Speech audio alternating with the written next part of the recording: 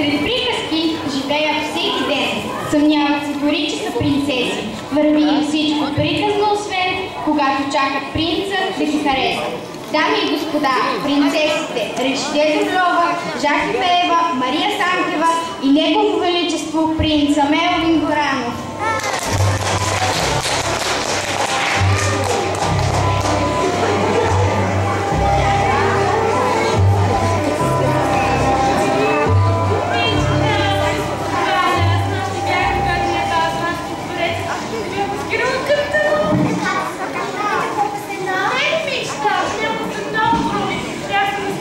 Истинска принцеса! Истинска принцеса! Ти приличаш на китайска стена, поена. Не, като пътю без облаци. Вижда, моля ви! Момичета, сигурно ми видяхте и аз бях забава. Тя се едно да тя чека на масата и всички гледат мен. Естествено, че сте видяхте. Вече си е слекал в една класа и мълчи в стата. Разселите да рече, айде да ви казвам. Стига да мечтавам, момичета. Много имам чувство, че нямате сърца, а черпаш библиотека. Нека да си говорим за празници. Аз поживам много приятни моменти с... Печено пиле, смутителска разница. Не, с принца. Елате всъщност да ви кажа, който с мен се падна от чвато. До сладкарната шмърка комбината. От двореца. От двореца, нали аз направих бачите и всички 40 късмета бяха едни и същи.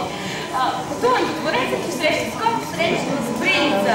Ей, принца! Не чухте ли новината? Не, това е. Принца е намерил златна пантовка в една каса с кисело село. Тя каза, за която се може стане. Ще я вземе за принцеса, а аз съм родена за принцеса. Принца!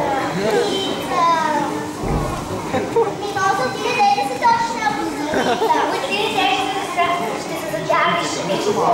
Принца ще трябва да вземе една ката и да му казва какво е дядо. А това какво е толкова си огромна. Ти си толкова тлъста, че слон между теб да жени за това.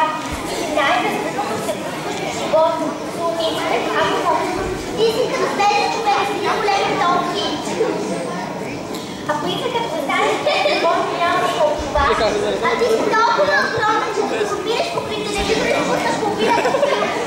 Вика, момичета! Бачо, Мера, не трябва да ями. Пункави розови бутки, като големи прасенца. Най-красивата, най-милата и най-достойната за принцеса съм аз. Вито!